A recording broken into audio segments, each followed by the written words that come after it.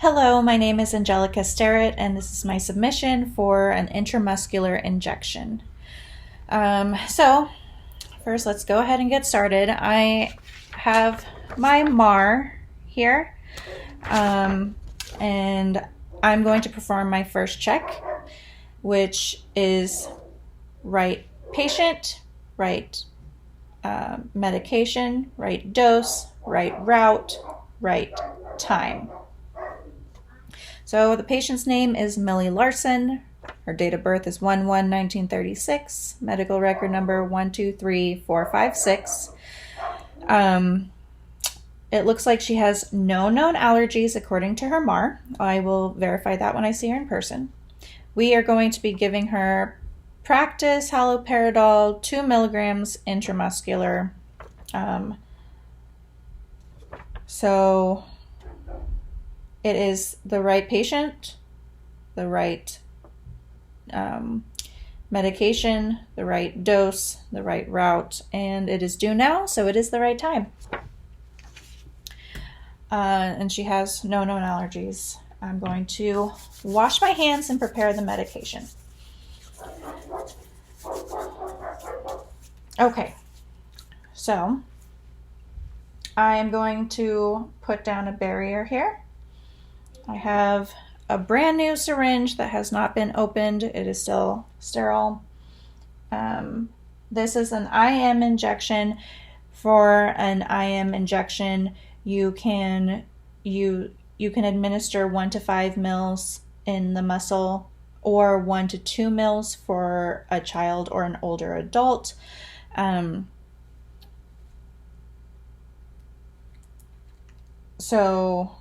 And then also you can use a 20 to 25 gauge needle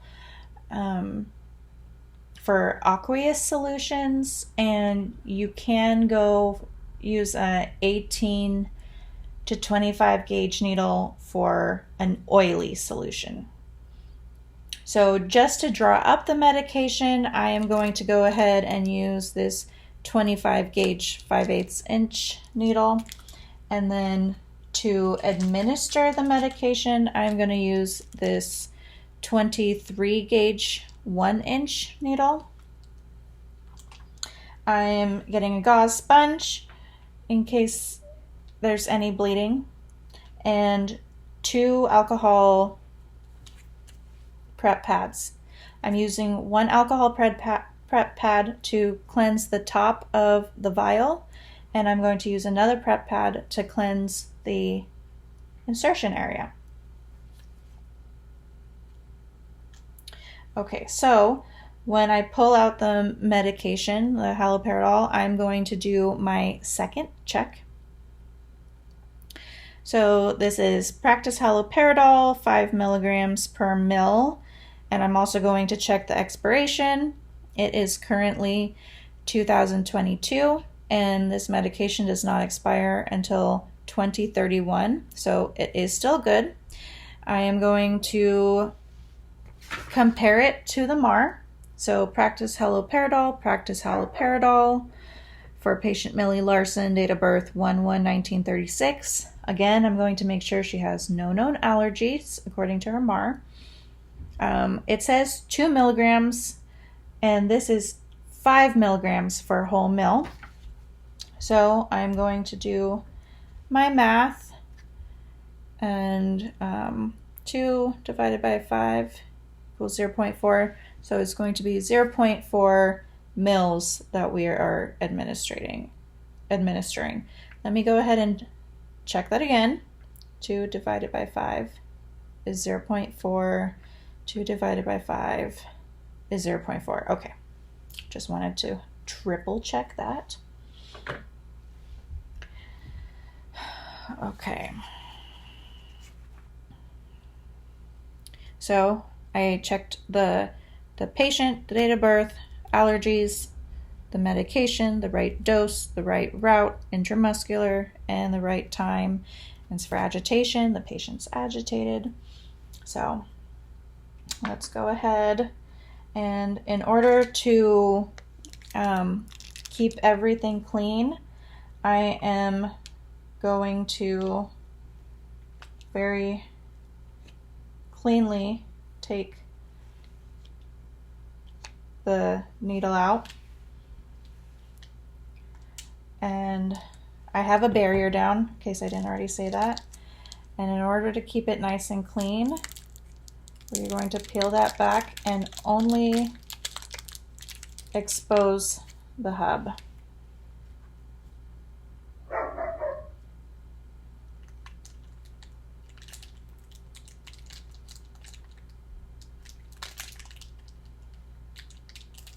There we go. Toss that. And in order to cleanly remove this, we are just going to flick it off, open one of our alcohol pads, and then clean the top nicely. Okay. I am going to pull back 0.4.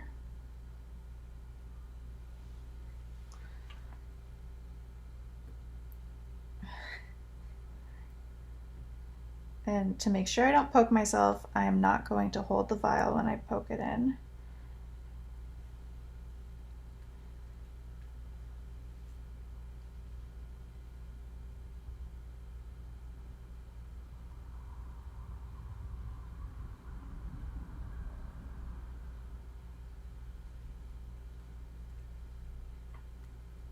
And engage the safety. So the safety is engaged. That goes into the biohazard. And again, with the needle that will be used to administer. Pull it back so only the hub is exposed. Put that in. And just so that you guys can see, well, I don't know if you're going to be able to see it, but just so you know I'm doing it correctly, right here is the 1 mil, 1.5, 2, 2.5, 3. So here's 1, right here is 1.5. Since we are only giving 0.4, since there are 10 marks, I'm putting it down to the 4th mark. So right before a half. 0.4 mils. And then we also want to label our vial. So I went ahead and put the name of the medication. I put that it is 5 milligrams per mil. And I put the expiration date. I put so I put the medication, I put the strength, and I put the expiration date, I put my initials and the date. So there's that. And then I want to make sure to write down the lot number because we're going to need that for our documentation. Get rid of our supplies. All right. So I think did everything I need to there. Let's go ahead and just wash our hands one more time. Collect all my stuff and let's go see our patient. So knock, knock, knock. Hello, my name is Angel. I'm your Excelsior College student nurse. I'm here to give you an injection that your doctor has ordered for you. Is it all right if I come in? Yes? Okay, thank you very much. I'm going to pull the curtains closed, provide some privacy. And before we get started, I'm going to wash my hands. And then would you mind telling me your name and date of birth, please? I have my armband here, just so you guys know. Millie Larson, date of birth 1/1/1936. Okay, wonderful. Thank you very much. So let me explain what this medication is for. The doctor has prescribed for you haloperidol. It's to help with your agitation. Now, before I go any further, your chart says that you don't have any known allergies. Is that correct? Yes, that's correct. Okay, wonderful. So, no known allergies. Have you ever taken haloperidol before? Oh, you have in the past? Okay. So now that I've explained to you where it is, let me go ahead and get everything set up. Do you have any questions or concerns? No, you don't? Okay. I already washed my hands, so I'm going to go ahead and put on my gloves.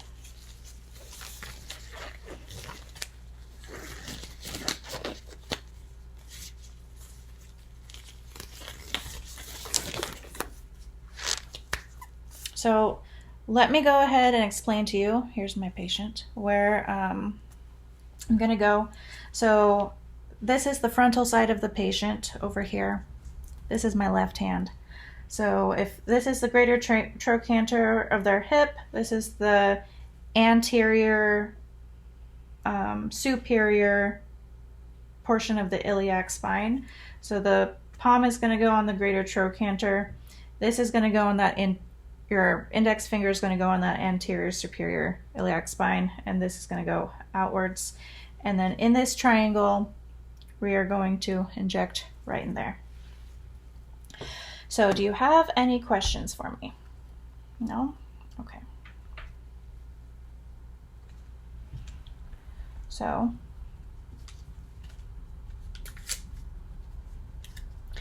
I am going to be lifting up your gown. Is that all right? Yes? Okay.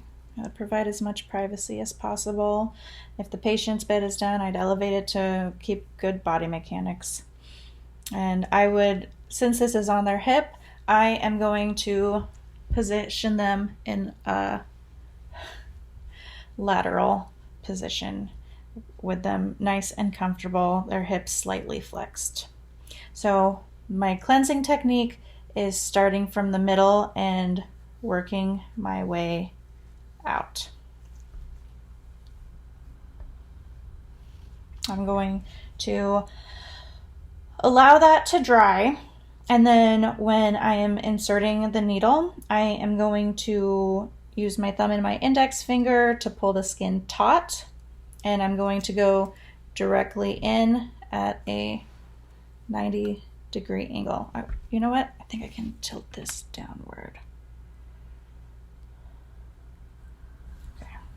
Here's my barrier and my patient arm. Probably doesn't matter anymore.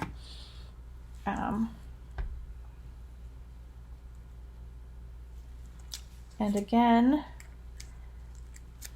I want to make sure that everything is where it's supposed to be. Oh, and even though I want to again keep this as clean as possible. And make sure that I have some gauze ready just in case there's any blood. So pull it taut, insert at a 90-degree angle, and we want to hold it steady with my non-dominant hand, lift up for 3 to 5 seconds to see if to aspirate for any blood. There is no blood, so now I'm going to go ahead and inject.